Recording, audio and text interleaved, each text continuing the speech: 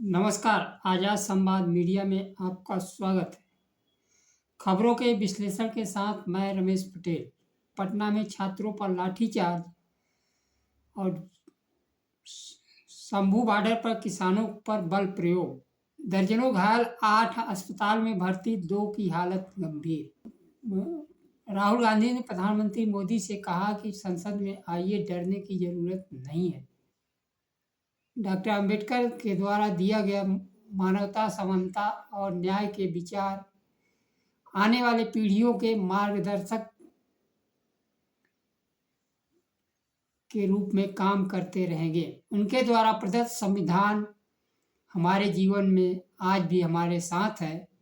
उनके जीवन के संघर्ष सभी को बराबरी और सम्मान मिलने के लिए था। उनका सपना अधूरा रह गया। समाज में भेदभाव बढ़ा है। समाज में बदलाव का सबसे बड़ा हथियार वह शिक्षा को मानते थे। शिक्षा के द्वारा ही समाज में बदलाव लाया जा सकता है। समाज में बदलाव के रास्ते पर चलना ही उनको सबसे बड़ी श्रद्धांजलि होगी। छात्रों पर पुलिस ने लाठीचार्ज किया है। बिहार लोक सेवा आयोग की परीक्षा में नॉर्मलाइजेशन का छात्र विरोध कर रहे थे। हजारों की संख्या में छात्र प्रदर्शन कर रहे थे। पुलिस ने उन पर लाठीचार्ज कर दिया। इस कार्रवाई में कई छात्रों को चोटें आई, कुछ के सिर भी फूटने की जानकारी आ रही है। छात्र आयोग के कार्यालय के सामने प्रदर्शन कर रहे थे। पहले पुलिस ने छात्रों को वहां से चले जाने को कहा।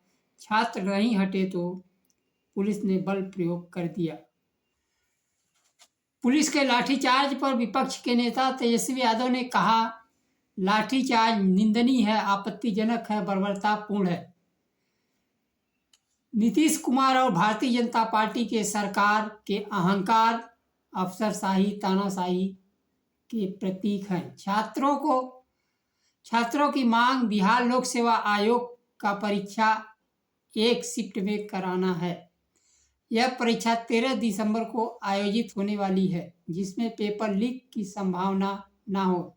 एक शिफ्ट में परीक्षा होगी तो पूरे प्रदेश में एक साथ परीक्षा होंगे, जिसमें पेपर लीक की संभावना छात्रों के अनुसार नहीं होगी। इसको लेकर तेजस्वी यादव ने मुख्यमंत्री को भी पत्र लिखा था। में आज फिर हंगामा। अडानी के मुद्दे पर फिर राहुल गांधी और प्रियंका गांधी संविधान की प्रति लेकर मोदी अडानी के नारे के साथ सरकार से जांच कराने की मांग की। आज संसद सत्र के दौरान अडानी मुद्दे पर जमकर संसद में हंगामा हुआ। विपक्ष आज चेहरे पर काला मास्क लगा रखा था, जिसमें मोदी अडानी भाई भाई लिखा हुआ था। इस बीच अडानी मुद्दे से ध्यान भटकाने के लिए कांग्रेस के राज्यसभा सदस्य अभिषेक मनु सिंघवी के सीट के नीचे 500 रुपए की एक गड्डी बरामद दिखाकर ध्यान भटकाया जा रहा है। जैसे धर्म की तरफ ध्यान भटकाकर आरक्षण का पालन नौकरी में नहीं किया जा रहा है, वैसे ही संसद अडानी मुद्दे से ध्यान भटकाने के लिए तो यह नहीं किया गया है। संसद के कैमरे के माध्यम से सच्चाई सामने आनी चाहिए। कांग्रेस पार्टी के सांसद कह रहे हैं, हमारा पैसा नहीं है। ऐसे में राज्यसभा के सभापति जांच के आदेश दे दिए हैं। कांग्रेस नेता राहुल गांधी ने सोशल मीडिया पर मोदी जी से संसद में आने की बात लिखी है और उनसे कहा, अडानी पर जांच से मत डरो। कांग्रेस और विपक्षी दल शीतकालीन सत्र के शुरुआत से ही अडानी पर अमेरिका में लगे आरोपों की जांच की मांग कर रहे हैं। विपक्षी दल और कांग्रेस का आरोप है, मोदी और अडानी के रिश्ते के चलते सरकार इस मुद्दे पर चर्चा से बच रही है। कांग्रेस अध्यक्ष मल्लिकार्जुन खड़गे ने राहुल गांधी, प्रियंका गांधी प्रदर्शन में कांग्रेस अध्यक्ष मल्लिकार्जुन खड़गे, राहुल गांधी, प्रियंका गांधी ने संविधान की प्रति लेकर विरोध प्रदर्शन किया। उनका कहना है मोदी अडानी के रिश्तों की जांच होनी चाहिए क्योंकि यह देश के लोकतांत्रिक संस्थाओं के लिए खतरा है। कांग्रेस के सांसद केसी वेणुगोपाल ने कहा, आज BR अम्बेडकर जी की पुण्यतिथि है जिन्होंने भारत को संविधान दिया था। आता है सरकार मुद्दे से ध्यान भटकाने की कोशिश करती है। उन्होंने कहा, अडानी मुद्दे पर चर्चा कराने का संसद को अधिकार है। कांग्रेस विरोध जारी रखेगी। विपक्ष ने अडानी मुद्दे पर प्रधानमंत्री से चर्चा कराने की मांग की। विपक्षी दलों का आरोप है सरकार जानबूझकर चुप्पी साधे हुए है और अडानी को बचाने का प्रयास कर रही है। किसान नेता जगजीत सिंह डल्लेवाल के आमरण अनशन के बीच किसानों ने घोषणा की थी कि 6 दिसंबर को दिल्ली मार्च किया जाएगा। आज दिल्ली मार्च का दिन 6 दिसंबर था। किसानों को दिल्ली जाने से रोक दिया गया है तथा बल का प्रयोग भी किया गया है। बल प्रयोग में 8 किसान अस्पताल में भर्ती होने की खबर आ रही है जबकि दर्जनों की घायल होने की खबर है। भर्ती में 2 किसान की हालत गंभीर बताई जा रही है।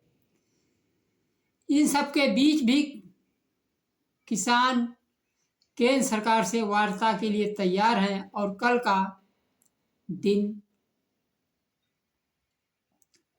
केंद्र सरकार को दिए हैं और कल अगर सरकार से वार्ता फेल होती है तो परसों फिर 101 किसानों का जत्था दोपहर दिल्ली के लिए रवाना होगा।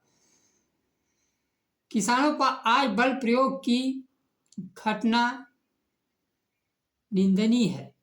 किसानों का कहना है कि जबकि देश की संसद में 350 से अधिक सांसद किसानों और मजदूरों के वोट से चुने जाते हैं, फिर भी वह किसानों की आवाज़ संसद में नहीं उठा रहे हैं।